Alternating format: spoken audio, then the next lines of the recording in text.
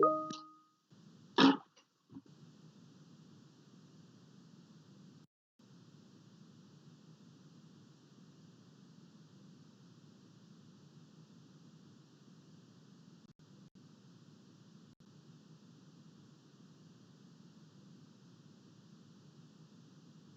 morning and welcome to the first online meeting of the Environment and Economy Scrutiny Committee.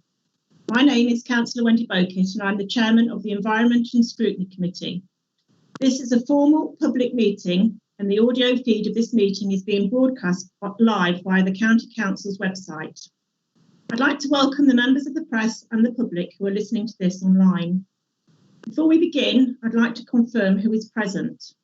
Emily Wilcox, Democratic Services Officer, will ask members to indicate their presence and after their name is called.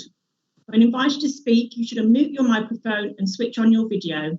When you're not participating in the meeting, please make sure you have muted your microphone and switched off your video. Emily, please invite members to indicate their attendance. Thank you, Chairman. If members could just indicate they're present once their name is called. Councillor Oxby, Vice Chairman. Present. Councillor Mrs Austin. Present. Councillor Cullen. I'm not sure Councillor Cullen's present. Councillor Griggs. Present. Councillor Higgs.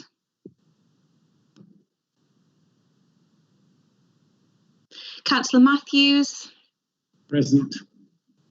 Councillor Sneath. Present. Councillor Spratt. Present. Councillor Spratt. Present. Did you get that? Yes, thank you. It was unmuted. Right, okay. Sorry. Councillor Thompson. Present. Councillor Davey.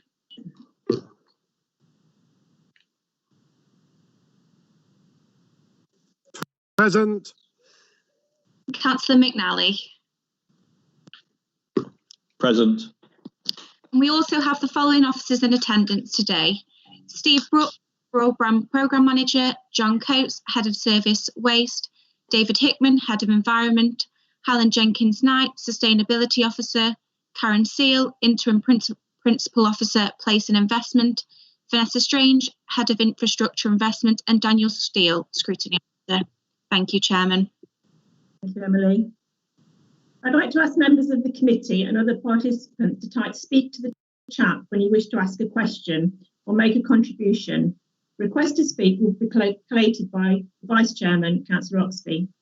Please can you keep your questions and contributions as concise and as short as necessary. Also, just a reminder, please turn off your camera and microphone when not participating in the meeting. This is very important if you've got not very good internet. Can I ask the members who are attending to leave the meeting indicate using the chat function? Officers do need to do so. We will now move on to the formal agenda. Apologies for absent and replacement members. Emily Wilcox, report. Thank you, Chairman. We've received apologies from Councillor Tony Bridges. Thank you. Thank you, Emily. Declarations of members' interest, are there any? Please speak or type in the speak chat now.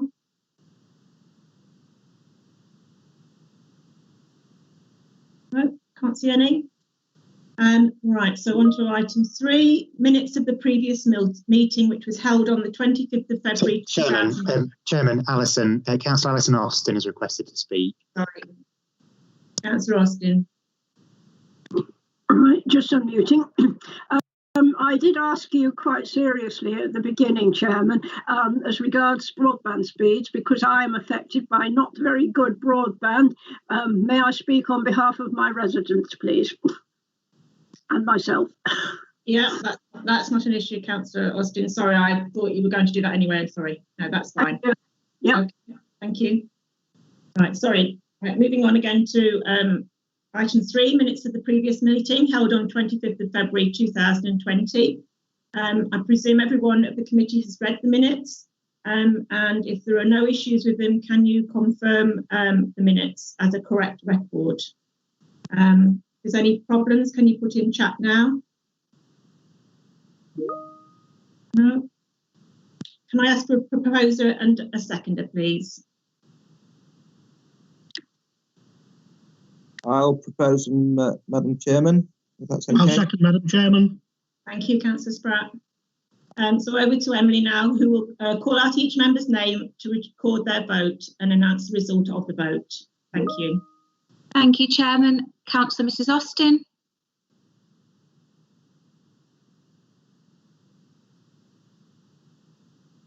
Councillor Mrs Austin. Councillor Bowkett. For.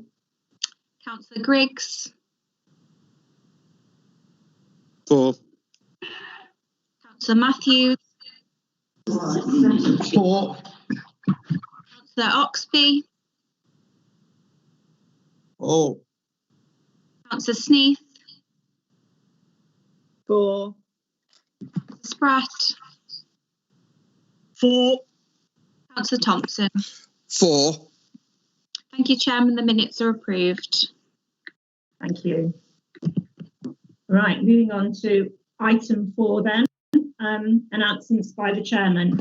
I'd just like to record the committee's respects for Councillor Lewis Strange, who was a member of this committee and a valued member. Lewis was a former executive councillor for Waste, as well as a former chairman of the Environment Scrutiny Committee and the Flood and Drainage Management Scrutiny Committee. And he had a real passion for the countryside, which we both shared, and the natural environment. And I, for one, and I know the committee also, will certainly miss his presence on this committee. We've had many a chat over a lunch, before a meeting and after a meeting, about what has been on the agenda, about agriculture. And his comments always were, to me, if he wanted to speak, Madam Chair. And also, I'd like to say how I will miss having to chastise him for going on so much when we would say, no, come on, Lewis, it's only a short thing. But we will all miss him in such a way. And I'd just like to pass on our best wishes to Vanessa and to the rest of the family. Thank you. If I can go on to Executive Councillor Colin Davey, do you have anything to say? I certainly do, Councillor Bowkett, Chairman. A few thoughts from me. Firstly, I'd like to join you in your comments regarding Lewis, who was a great colleague of mine and a great friend and a great councillor and representative of Lincolnshire. I made my comments at the full council meeting, but I think it's worth noting what a great contribution he made over many years to the work of this authority and the work he did as an executive member and a committee member during his years on the council. So moving on to the things I'd like to basically say today. The council continues to respond to the multiple challenges of COVID-19, supporting businesses, communities and individuals as an authority, as well as championing the needs and opportunities of Greater Lincolnshire with government, not just about today, but for the future.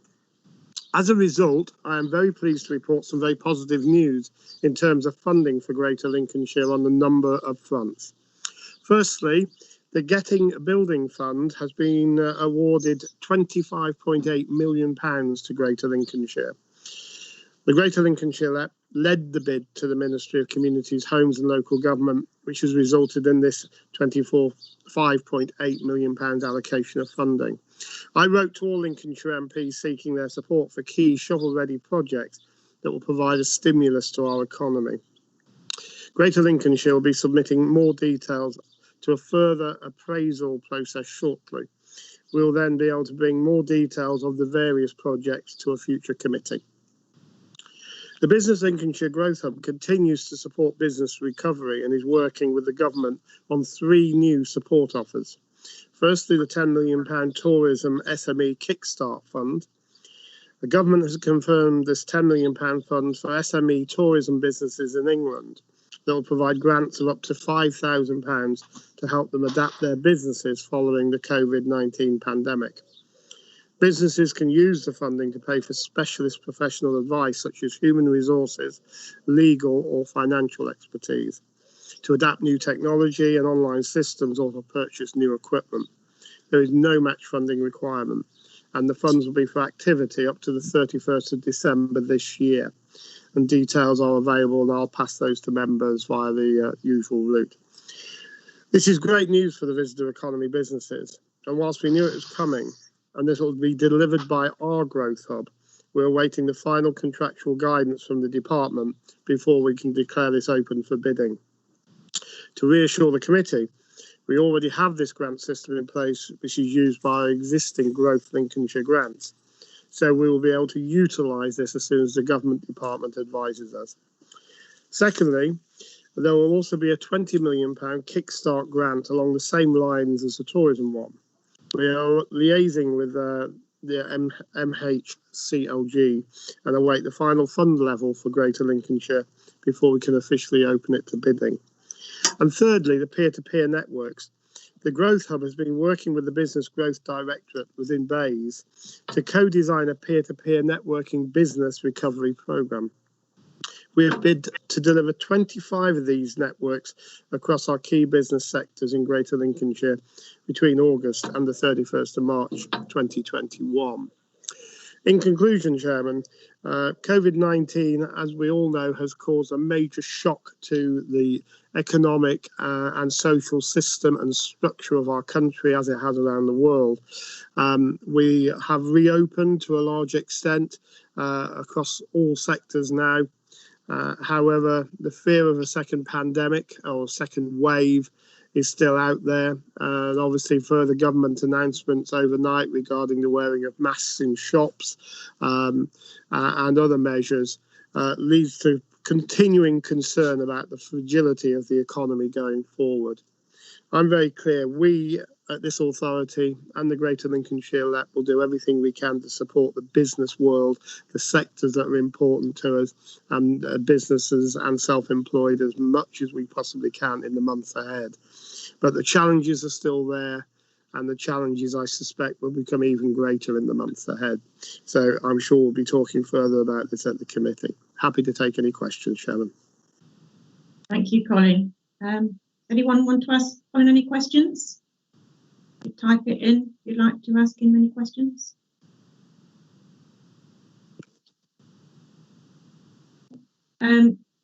Alison. Thank you. I don't know, but it's just say at the same time whether they recorded my vote, because it's very difficult to get everything switched on in time. Right, I just want to ask something that was in the minutes, but there wasn't an opportunity to say it then. Did the tourism sector deal workshops actually take place? Because the COVID struck pretty soon after that, and I certainly think the one that was due to be in Boston got just fell in that time, and it would be nice to know if they happened or whether that will come up in the hospitality issue. Thank you. I can't answer the question, Alison, but I'll let you know. I have a feeling I think they were cancelled. However, the tourism lead officers group has been meeting and discussing matters over the last few months while the pandemic has been raging. So you can rest assured that work has been ongoing around the tourism sector, and particularly about how we help and support those businesses going forward. But I'll come back to you with a formal note on the whether the meetings actually took place. Thank you, Colin. Excellent news on the funding. I think that's it's good news, and I agree with you with the second wave. I think that's imminent, especially towards the coast, of the amount of visitors that we've had over the last couple of weeks. Frightening. It really is frightening. I agree with you, Chairman. I think, as you know, I did look north yesterday. There are huge concerns about the volume of visitors and the lack of social distancing and the lack of care that people now seem to have for their health. We are still in the middle of the crisis. We are not at the end of it. Yeah, agree. Thank you. Thank you. There's no further questions for Colin. I don't think Councillor Pole is with us, is he? Daniel, have you got any thing to report? Good morning, Chairman. And nothing to add apart from what's on the agenda today, although I might interject later if I'm allowed to.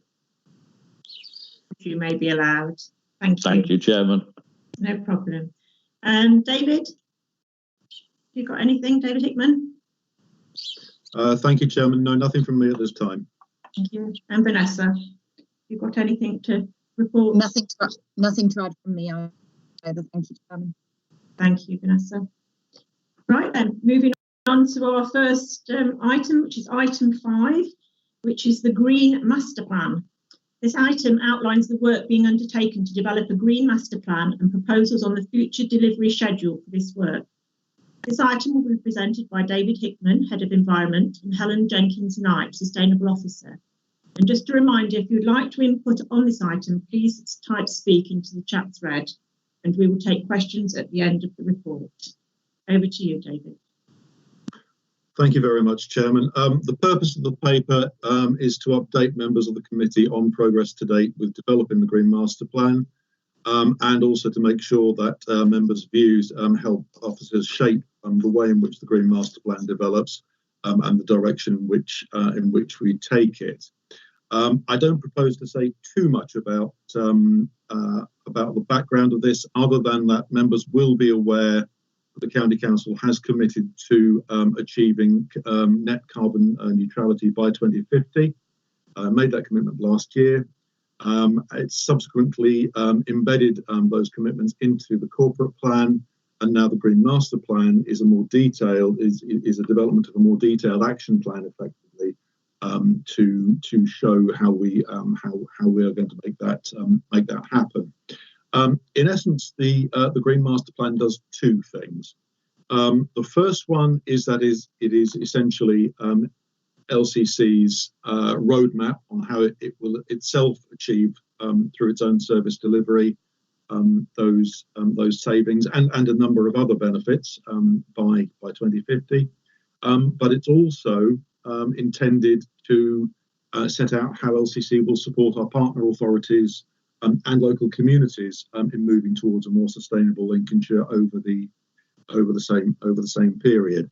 As you'll be aware, authorities across Lincolnshire have set a range of different targets for either net carbon neutrality or full carbon neutrality over the next few decades, and we would wish to support them and to incorporate the work that we do with theirs to make sure that as a county as a whole, we achieve those very beneficial outcomes.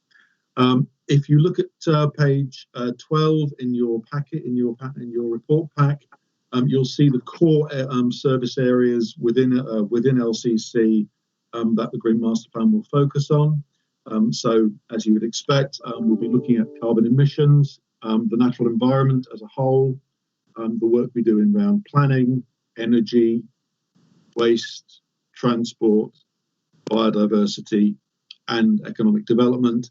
And of course, as you'll be aware, there will be a significant feed into all of those areas from other areas of work, such as public health and social care. It is a broad agenda, so it will take time to plan. And we also want to make sure the Green Master Plan is developed as a collaborative effort, both across services within Lincolnshire County Council and also with all our partner agencies. So although matters have been slowed somewhat by the fact that we cannot meet in person during the response phase of the COVID-19 crisis, we have been continuing to work on the technical detail behind the plan so that we can continue to maintain momentum with this agenda as we come out into the recovery phase of the virus and as we move forward into whatever the new normality looks like from next year onwards.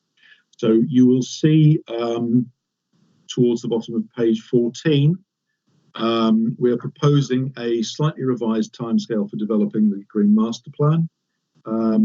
As I mentioned, because of the inability to actually meet face to face, it's harder to have wide-ranging conversations covering numerous subject matters with a significant number of organisations. So we are having to some extent, slow down the level of engagement. That doesn't mean we want to lessen the level or the extent of engagement. So we have begun to engage formally with our partners and our stakeholders by electronic means to develop some initial ideas about core areas for the Green Master Plan as a document.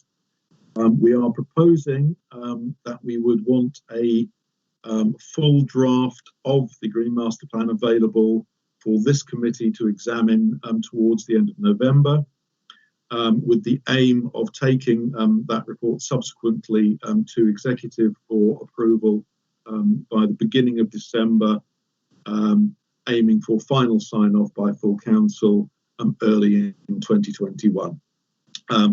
So we are aiming to keep momentum up on this piece of work, but we still want to make sure it's a thorough and genuinely collaborative piece of work, so that it can do the key things that I mentioned at the beginning of the presentation.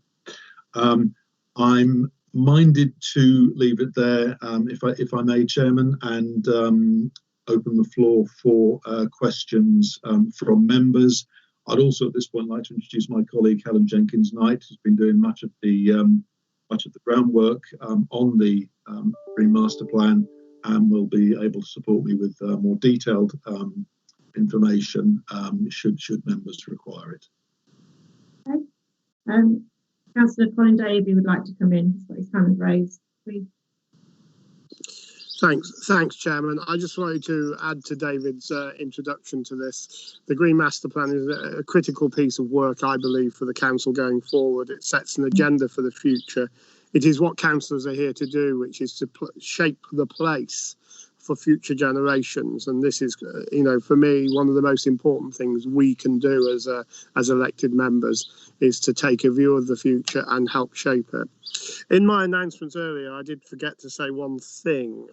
As we all know, COVID has thrown up a number of opportunities as much as problems, and that is to work differently, and working differently does enable us to cut down on mileage, cut down on pollution, and how we make that long-term transition as an authority to that new way of doing stuff is still under scrutiny, but we are getting on with that. Just on the cycling and walking side of things, I meant to say that Lincolnshire has also been allocated £105,000 in the first tranche of the government's active travel fund. Staff across our place directorate are working on the bigger second phase, with a particular focus on the environment and on the economy. The cycling and walking agenda is receiving a lot of attention from government, as we know, and it features strongly in many of our local conversations, such as in the town's funding deals for Lincolnshire. The County Council is keen that we have as many opportunities for our residents for accessing leisure, work and education, as well as that for our visitors. So therefore, we must have a growing cycle tourism sector. So I'll leave it there, but this Green Master Plan is a critical piece of work, I believe, for the authority. Thank you, Colin. Right, can members, if they wish to ask any questions or make comment, put it in chat now if you wish to speak.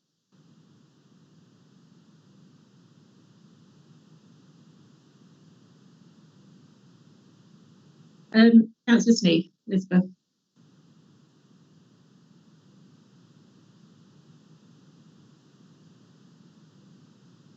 No, Elizabeth? Yes.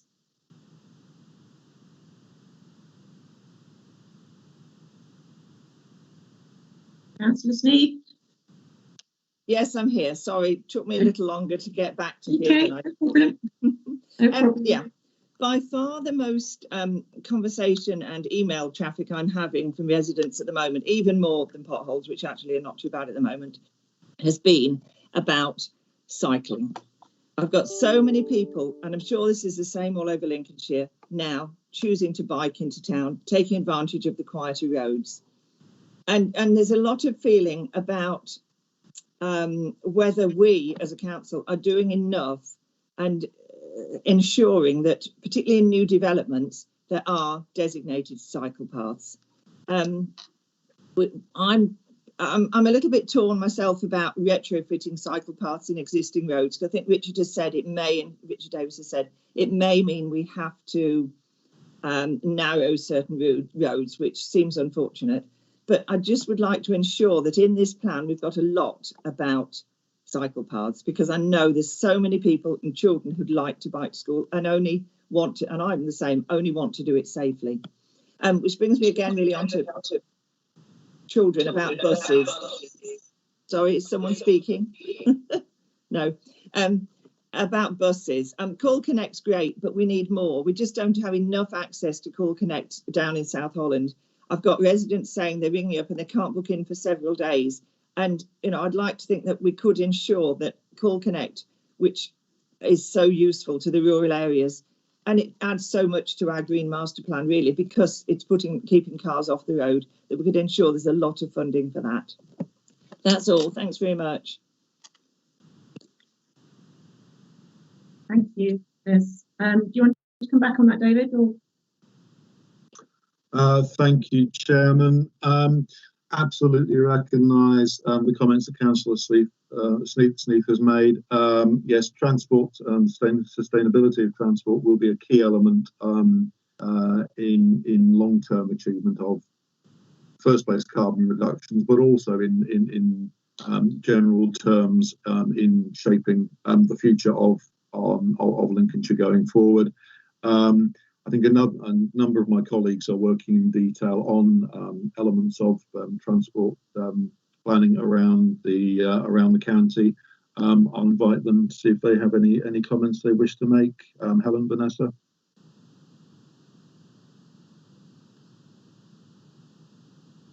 Vanessa, would you like to come in? I think to echo the comments that have been made, really, it's quite an exciting time that we're developing the Green Master Plan at the same time that we're really looking at transport issues across the county in a post-COVID world, really, and how can we lock in the positives that people have recognised about the environment. The ability to walk and cycle more is a really high priority for us at the moment, certainly in my team and across the whole Place Directorate. So it's about seizing the opportunity to work with the Green Master Plan and the funding that's coming forward from government as well at the moment. So it feels like a real moment of opportunity. And I know we want to come back to committee and talk in a bit more detail about cycling and walking at a future meeting as well, if we might, Chairman. Yeah, no, that would be good. Is there anyone else wishing to make comments or ask any further questions?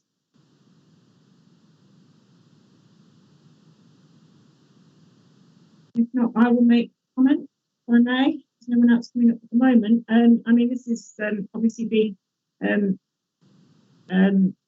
we're doing this in districts, basically. East Lindsey have just brought this to their exec committee. And obviously with the COVID, I think it has helped a lot by taking cars off the road. I mean, certainly I'm not doing the amount of miles that I did before COVID, so that's certainly going to help us, isn't it, moving forward.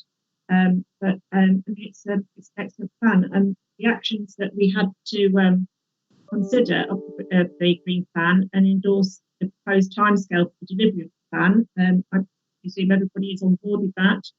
No one's commented otherwise. And providing guidance, obviously we're looking to do more cycling and looking at roads and how the master plan will be delivered and the appropriate means for doing so. We have been asked if the committee has any desire to form a small working group. Obviously that's going to be difficult with only being able to do it on Teams, but I mean it's still possible. I don't know how the committee should go forward with that. Could they comment please in the chat if there's any desire to do a small working group? I think that would probably be a good idea to discuss it further, to help David and Helen with their going forward. Anybody chat to me, please?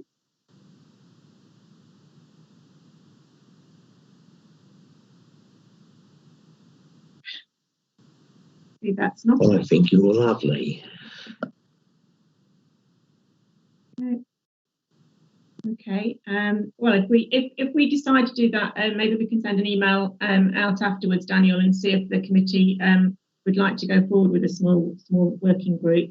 But if there is no further comments, I move that we endorse the proposed timescale for delivery and highlight any comments that we've made already.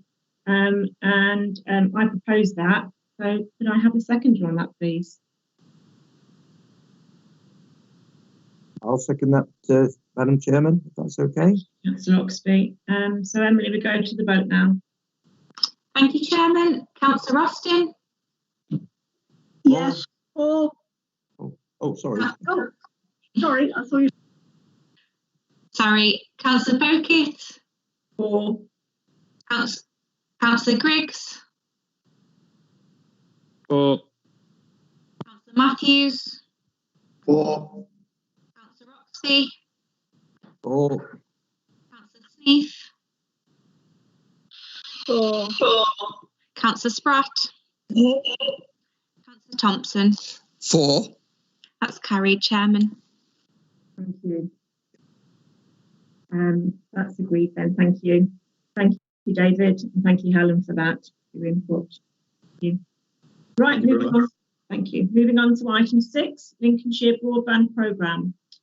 This item provides us an update on the current status of the Lincolnshire Broadband Programme, including future plans and some of the challenges of deploying faster broadband to rural end users, which we all know is a problem at the moment. This item is going to be presented by Steve Brooks, Lincolnshire Broadband Programme Manager. And just a reminder, if you'd like to input on the item, please type speak into the chat thread, and we'll take questions once Steve has made his report to the committee. I'd like to pass to you, Steve. Thank you. Thank you, Chairman. As you say, the purpose of the report is to give everybody an update on where we are currently with the broadband across the county, and equally to give everybody an idea of where we are going with this. Clearly, we haven't finished the work that we embarked upon some years back, and it's important, I think, that everybody has an idea of what's going on, looking into the future, particularly at the moment with the current COVID crisis. And the number of people that are now quite happily working from home. We know that there's a lot of work to be done in that space as well. So hopefully the report that I give will give everybody some comfort that we are moving to a better place. Contract 1 we embarked upon originally in 2013, and we completed that in 2016. Having upgraded over 152,000 premises to faster broadband at that point in time. We then moved on to contract 2, which originally was going to see us upgrade 7,000 premises. Because of the amount of underspend that we had in contract 1, we decided to make it a bigger contract and upgrade a further 20,000 premises. So when we got to the 31st of March this year, when we concluded the contract, we upgraded 172,000 premises across the county. So that equates to roughly half the number of the premises in the whole of the county. So not an insubstantial project. And I think from memory, it was about the second or third biggest in the UK, behind Scotland and Wales. So it was a sizable chunk of work that we embarked upon. We currently sit at around about 94% superfast broadband coverage across the county, which was slightly less than we'd anticipated, but given the amount of new build that's gone on in the ensuing years, the numbers have moved up a little bit because obviously developers hadn't provided faster broadband to those premises. So we're a little bit below the percentage figure that we would have liked to have been at, but that is simply because of the numbers game. As we move on, later on this month, we expect to sign a contract with a supplier for a third contract. There are two elements of the third contract. There's contract 3 North and contract 3 South. Contract 3 North deals with postcodes preceded by LN and DN. Contract 3 South with PE and NG. It's almost a 50-50 split across the county. The North will start first, and that's likely to start, as I said, at the end of July when we sign the contract. There are 14,000 premises eligible within that area, and we anticipate with the amount of funding that we've currently put in to hit at least 8,000 of those. We do have the opportunity to add in further funding for that, which hopefully will take it up a little bit further. But certainly, the initial start is for 8,000. Contract to the south is slightly bigger than that. There's about 18,000 premises down there that are eligible, and we still have £7.5 million of funding available to work down there and to enhance the north. So funding is still available for us to move on. The technology that we will use in both contracts is fixed wireless broadband. We've got to a point, unfortunately, with fibre to the premises where our more rural areas are no longer commercially viable. And on that basis, fixed wireless would seem to be the answer to those areas. So that's where we are with the future. The other thing that, just to make everybody aware of, is that you're probably aware of £5 billion of funding that's been announced by the government for what they call the outside-in programme. So what they're looking to do is pick up the more rural areas first and then work in to those areas that have already been upgraded. As one would expect, that's been delayed somewhat. So the government at the moment are going through what they call a central procurement exercise, and that will last the rest of this calendar year. And it is anticipated that contracts will be let and work will start on upgrading the rural areas probably in October 2021, and will likely run for about 4 years. Now, what they're trying to do is hit what they call the last 20% of premises that are not deemed to be commercially viable. And I've done a little bit of maths on our county and come up with a conclusion that if we were to realise a fair share of that £5 billion, we would be looking at a minimum of £68.6 million that we would need to give us a fair share of that funding. At this point in time, we've absolutely no idea of how that will be allocated or how it will be spent, but what they've done is they've based it on the money that's available. They've based on an assumption that each premises will be completed for a run of about £1,000 a premises. My personal opinion is that isn't going to happen. I think that's way under what it's likely to cost. So I'd be intrigued to see what technologies are deployed to try and get to those further areas. So that's really about where we are with that. Just to conclude, there is some discussion going on at a very, very early stage with some potential investment into the company for full fibre broadband, but that's very early stages on that, and at this point, I have nothing more to add to that. So that kind of concludes my report, and I would welcome any questions. Thank you, Steve. The first time Alison on the first question. Thank you, Chairman. I did warn you. Now then, thank you. That wasn't a very encouraging report from my point of view, I'm afraid. Look, I live, and I'm going to cite my own situation because it then illustrates that people who live only a few yards away from me. I live less than half a mile from the last houses in the built-up part of Boston. So I can't be classed as rural. But do we have to cut down the mature trees? What can we do? If two of us were trying to take part in a meeting at this moment, we would have to be sharing a computer because we can't have two at the same time. It's that bad.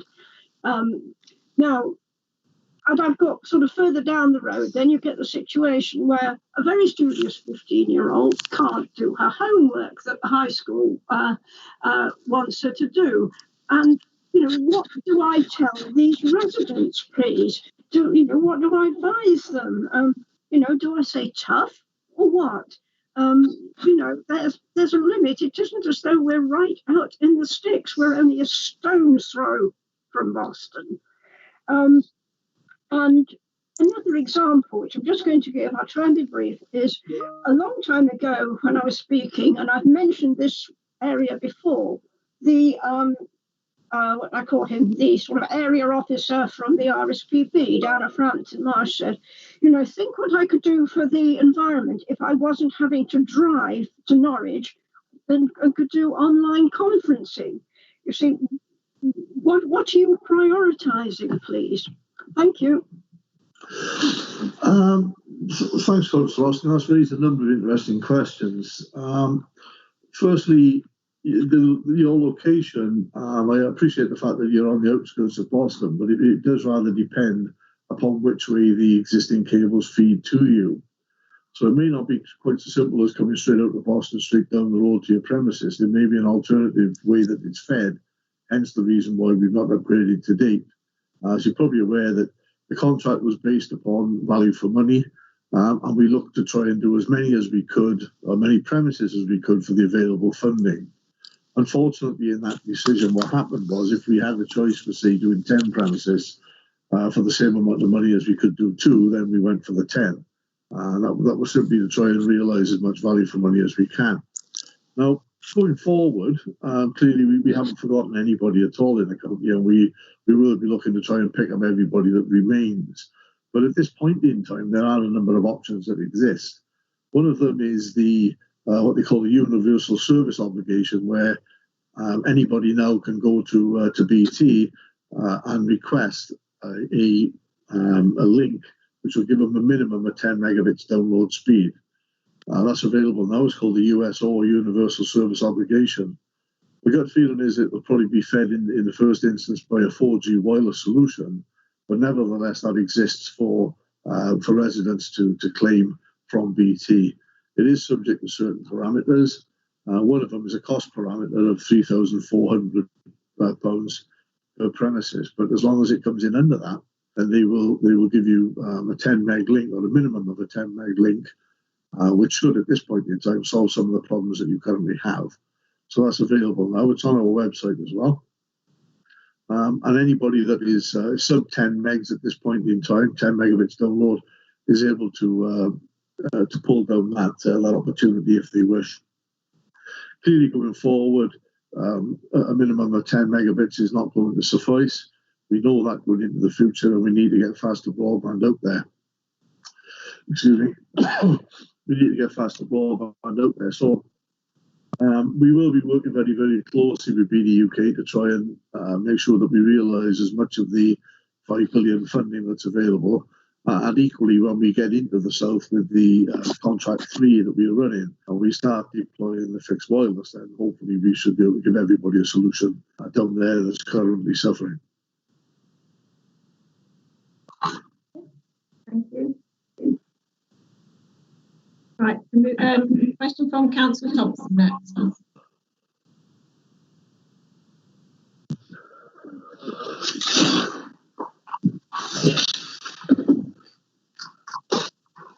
Councillor Thompson, are you still there?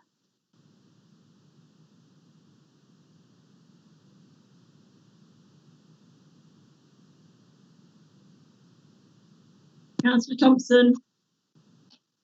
It does appear he's actually left the meeting, Chairman. He may be having connection problems. Okay. So is there any further questions for Steve from anyone? Or I put mine to him? Sorry. Councillor Thompson's back now. Sorry. You're muted, Councillor Thompson. Mike, just turn your speaker on. Yeah, sorry, it dropped out just at the crucial moment. It was just at a recent parish council meeting. They mentioned that they'd received information from a company called Quantum with the offer of a survey. I mentioned the LCC broadband programme and suggested they might want to contact for information or advice. I looked up the information available on Lincolnshire, and it didn't seem to have any up-to-date information or contact information. And I wondered if it might be helpful to put this out to parish councils, particularly possibly through the LCC monthly parish council newsletter, so that they, rather than necessarily going for, if you like, an immediate solution, they go for the best solution and aware of the alternatives, which didn't seem to be the case at the meeting I attended last week. Okay. Yeah, two points there, and thank you for raising that. The first one is the Lincolnshire website. I am aware that that's a little bit out of date now, but given that we're about to embark upon contract 3, we are completely upgrading that system. So we've not put anything more on it at the moment, conscious that within the next month or so we'll have a whole new website. So my apologies if that's a little vague at this point in time. The second question is quite interesting about Quantum, the company called Quantum. Now, the last that I checked, and I was last week, they weren't an approved supplier to BDUK. What does that mean? Well, if it means that if you're not an approved supplier on the BDUK list, then you can't drag down government funding. But as you may be aware, at the moment, you've got a thing called the Rural Gigabit Connectivity Scheme that's ongoing. And that allows residential premises in the rural areas to draw down £1,500 and small businesses £3,500. But unless you're part of the BDUK scheme, an approved supplier, then you're not able to pull that funding down. So unless Quantum have suddenly got themselves on that system, they certainly weren't the last time I checked. What does that mean for the end user? Well, it means that the end user can still pay themselves for Quantum to give them full fibre connectivity. But I would suggest there's a better way of doing that in terms of dragging down money from the government that may be available rather than spending all of their own money. My guess is that any community scheme at the moment is going to be very expensive simply because of where it is. And certainly £1,500 may not even do it for a residential connection, but it's certainly better than having to find that yourself. So if the first question I would ask Quantum is, are you now on the BDUK web approved supplier list before anybody goes any further with that particular scenario? Okay. Thank you for that, Steve. I'd just like to say what the BT link that you were just talking about that actually works. I mean, we've had, obviously, you've been out to a couple of my parish meetings to speak to to parish councils and to any residents that's there. And particularly one of our clerks, Teddy, who's out in Eastville, she had real problems, but she has actually gone onto the BT link now and she does get the 10 megabytes. And as you know, she was getting nothing before. She couldn't even send an email. So that is really positive. And I'd ask Councillor Austin to certainly look into that because it is it certainly does work. So thank you for your update. The committee of the actions which were required is to review the progress, which I think we've done. You've given us a good update on that. And I move that we've received the report and noted the progress of the Lincolnshire broadband programme. So I propose that. So if I can have a seconder for that, please. I'll second that.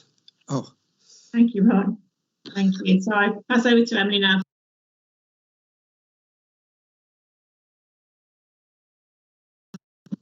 I will have to accept it, but I'm not ecstatic. Thank you.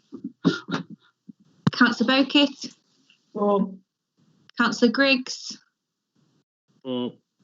Councillor Matthews. For. Councillor Oxby. For. Councillor Sneath. For. Councillor Spratt. For. Councillor Thompson. For, but could we have a contact point to circulate to parish councils for the programme, please? Thank you. No. Thank you. That's carried, Chairman. Thank you, Emily. Yes, Councillor Thompson. Steve, can you just send an email out again? I mean, obviously to contact Steve, and Steve would get in touch with your parishes, but if you can just send a link out to us, that would be good again. Yeah, certainly I'll do that this afternoon for you. Yeah, certainly. Thank you. Thank you for that, Steve. Thanks very much.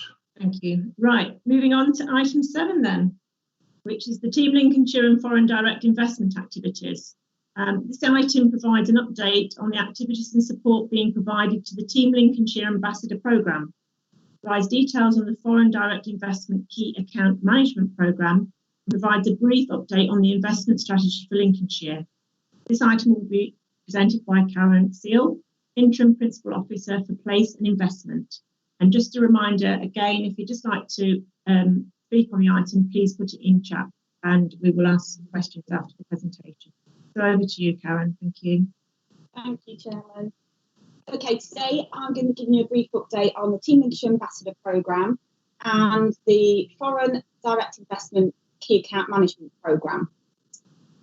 Both of these play a vital part in driving forward our investment strategy for the county, which we've been working really hard on, and we're going to update you at a future scrutiny committee on details of that.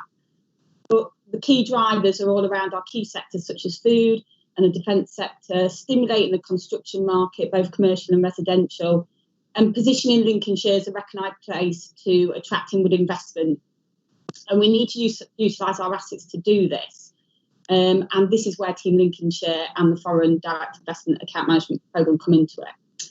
So Team Lincolnshire Ambassador Programme, it was formed in 2017, and it's a private public sector ambassador programme created to promote Lincolnshire as a place to live, work and invest. Lincolnshire County Council and the LEP both recognise it as a valuable tool for getting the knowledge and expertise of Team Lincolnshire members and using their knowledge to drive forward growth in Lincolnshire. The programme's obviously been hit by COVID. We've had to change things radically because we have a big events programme, a physical events programme, and exhibitions such as MIPIM were cancelled, and other events that we have planned within the county and outside the county. So during COVID, we've been working really closely to support our businesses, to provide them with up-to-date advice and support. Worked close with our colleagues at Business Lincolnshire to make sure they've got all the latest grants and business loan information. And we have launched a new campaign called Team Lincolnshire Cares, or TLC for short. And this is basically a rally call to all members to come together to support each other, but to support the wider community as well. So we've been doing weekly informal virtual TLC coffee clubs, they've been really, really great. They're very informal, but they're offering practical advice and support to the members. And each Team Lincolnshire member takes it in turns in hosting, doing a 10-minute slot on pertinent subjects. And we've had things like COVID-19 in the construction industry, employment law, mental health awareness, to name but a few. And they've been really, really well attended each week. So they take place on a Wednesday, and they're just open for Team Lincolnshire members. And then we've done more formal webinars once a month, and these are not just open to Team Lincolnshire members, but open to anyone to come. We've been doing them jointly with Business Lincolnshire. We've held them on subjects such as finance for investment and recovery, urban design in a coastal context, and then we've got future ones all placed around our investment strategy and where we want things to develop around things like green construction and the town deals. We've also had an increased social media presence. We are trying to get the message out there about all the good things that Team Lincolnshire are doing, but also shouting about our key messages of where we want to grow and develop. Please join Team Lincolnshire on Twitter at Team Links, and we've now got a LinkedIn page as well. So all are welcome, because the more shares we get, the more reach we get. And also we've been generating good news stories, so we're pushing them out via social media and on our website. These are stories not just about what's happening during COVID and how they're supporting each other, but the wider investment stories as well. As I said earlier, the events programme has been hit by COVID, but these are really important tools for Team Lincolnshire members, as they use them as a way of networking. So we don't know how things are going to develop going forward, but we continue to utilise virtual platforms to take that forward. So Team Lincolnshire have an annual subscription fee, and they pay £350 at the beginning of April to the end of March. And we took the decision, as COVID, we were already in the midst of COVID at this point, that we would suspend membership fees until later in the year, around now, to make a decision as to what we were going to do going forward. Now, we've been still getting new members join throughout COVID, which is really, really good. They obviously haven't been paying a fee at the minute because they know the situation. When I wrote this report, it was 109 members. I think it's gone up to about 112 now. Now, this income, it brings us in over £38,000, which we utilise to do all the events. And yes, we are now, we've changed to virtually, but we still need the money to do PR and everything else.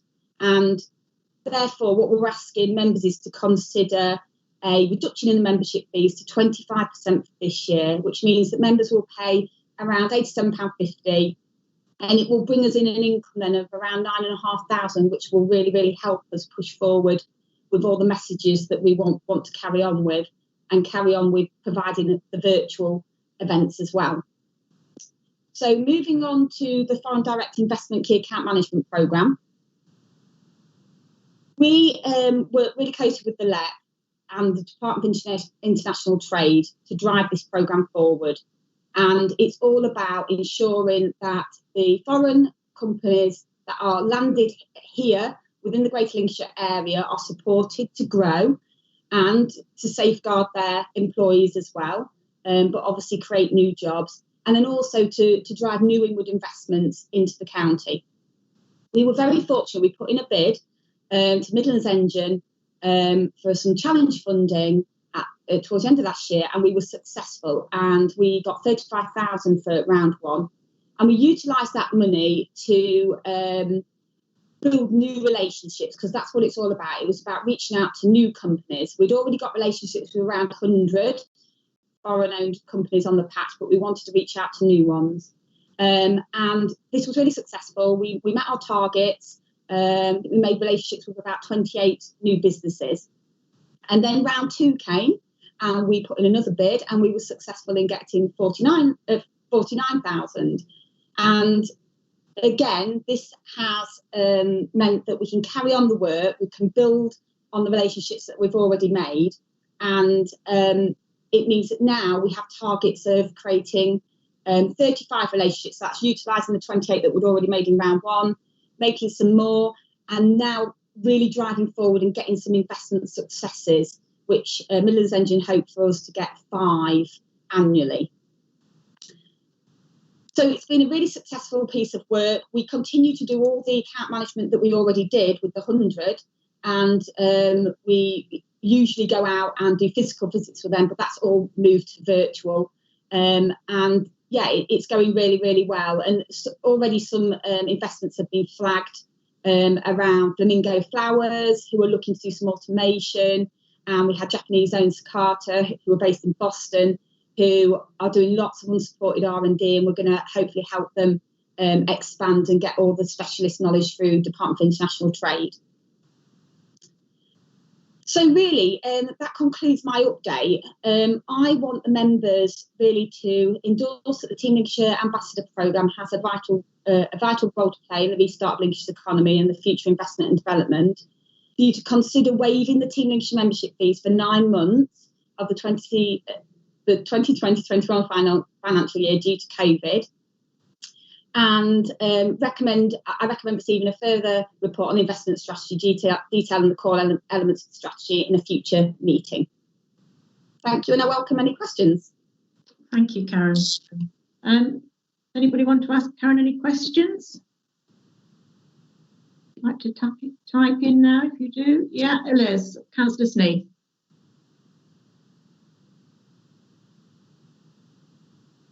Thank you, Chairman. Yes, hello. That was very interesting, Karen, and pleased to hear about your investment successes. Always good. But I'm just wondering how you're coping and what you're going to do about when we leave the EU in December. What have you made any preparations? Do you need to make any preparations? I'm interested to hear about that. Are you referring to in relation to the foreign direct investment? Yes, sorry, in relation to your foreign dealings. Yes, that's right.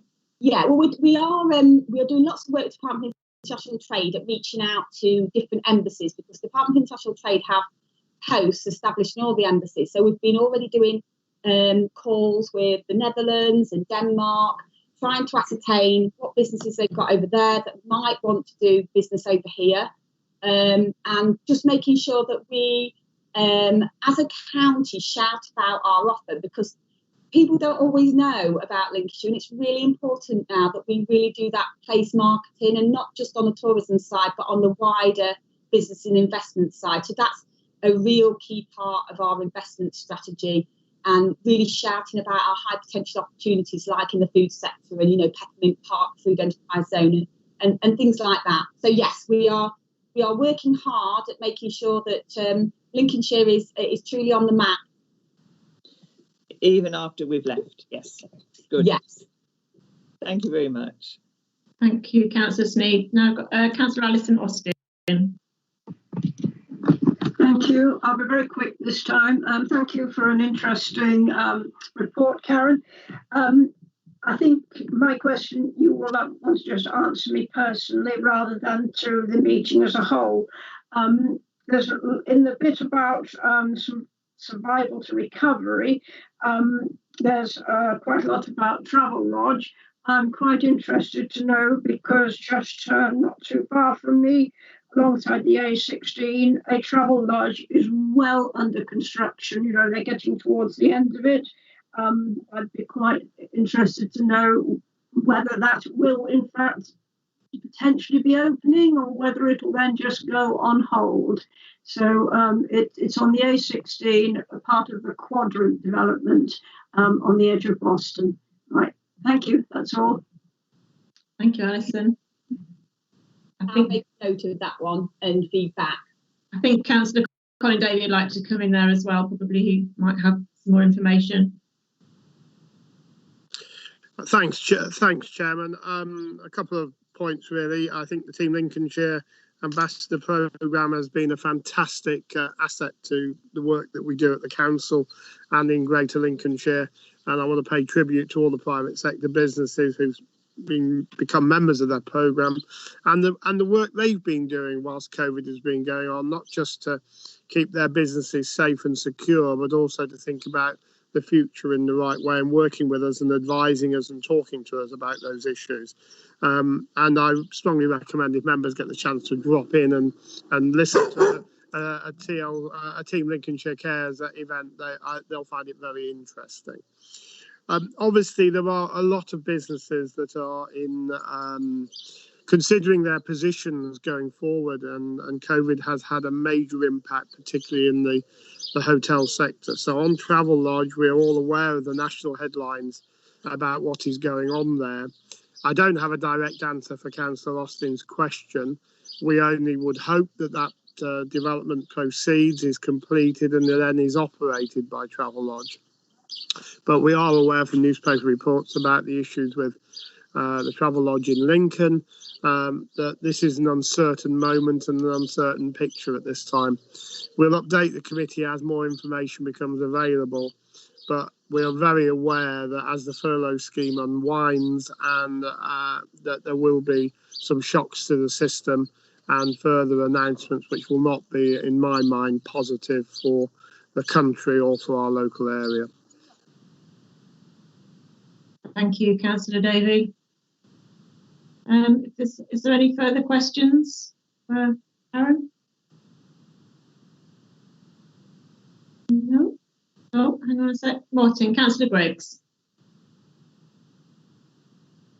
Sorry, it's not a question, it's more a point on the fees. Obviously, one of the recommendations is that we make a decision on the fees. I think it's only right that obviously the businesses that are members of Team Lincolnshire, it's crucial that we try and help them as much as we can. But as Karen alluded to, or said, the networking events are a massive part of why people join Team Lincolnshire, and the fact we haven't been able to hold them, I know virtually some have gone ahead, but I think it'd only be right for us to support the recommendation in the report.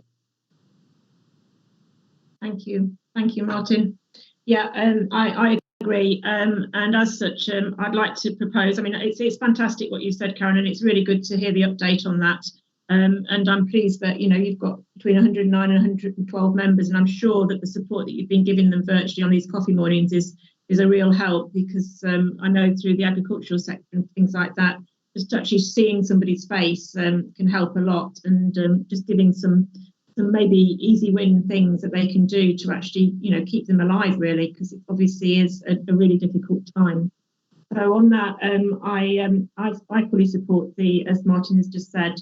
So I move that we endorse the excellent work being undertaken by the team, Lincolnshire Ambassador, and I recommend a reduction in the fees to 25% for the 2020-21 financial year due to the impact of COVID-19. And I also move that a report on the investment strategy be added to the agenda of future meetings of this committee. So could I ask for a seconder, please? Would you like to second that, Martin? Happy to second that. Thank you. So I move to Emily now for the vote. Thank you. Thank you, Chairman. Councillor Austin. For. Councillor Bowkett. For. Councillor Griggs. For. Councillor Matthews. For. Councillor Roxby. For. Councillor Sneath. For. Councillor Spratt. For. Councillor Thompson. For. Thank you, that's carried, Chairman.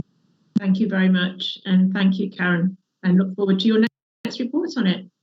Thank you very much. Right, moving on to item 8 now, which is the Environment and Economy Scrutiny Committee work programme. This item enables the committee to comment on the contents of the work programme for the coming year to ensure that the scrutiny activity is focused where it can be of the greatest benefit. The item will be presented by Daniel. Thank you, Chairman. The work programme is included in the agenda pack. Since the agenda was issued, we've had a few additions to the work programme because members will note that the one included with the agenda only has content for this meeting. September, we will have the skills audit and action plan.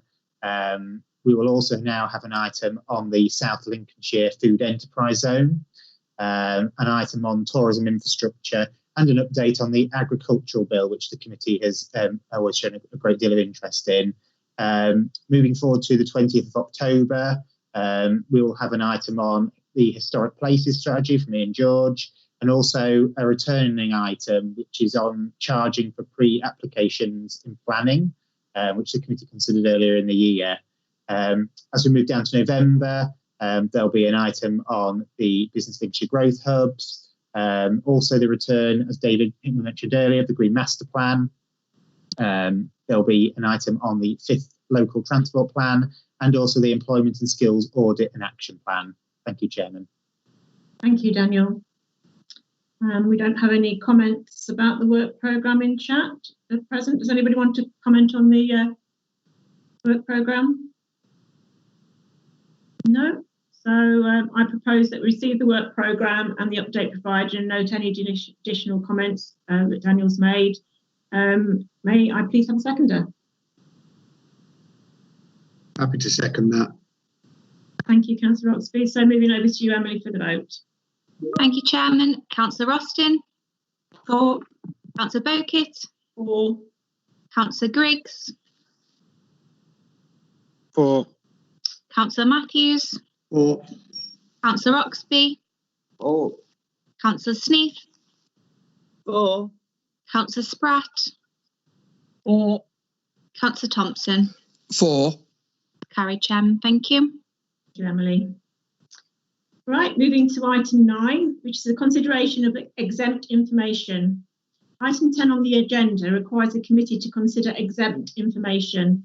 Therefore, I propose that in accordance with section 100A of the Local Government Act 1972, the press and the public be excluded from the meeting for the following item of business on the grounds that if they were present, there could be disclosure of exempt information as defined in paragraph 3, part 1 of Schedule 12A, the Local Government Act 1972 as amended.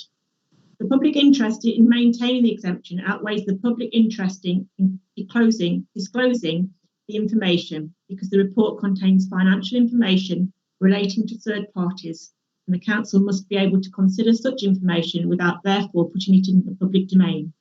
May I please have a seconder?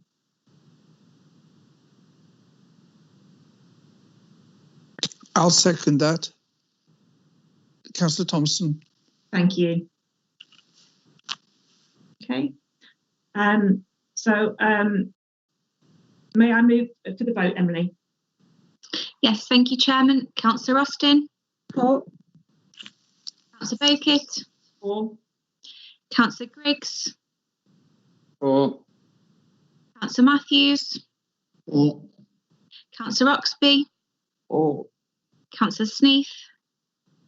For. Councillor Spratt. For. Councillor Thompson. For.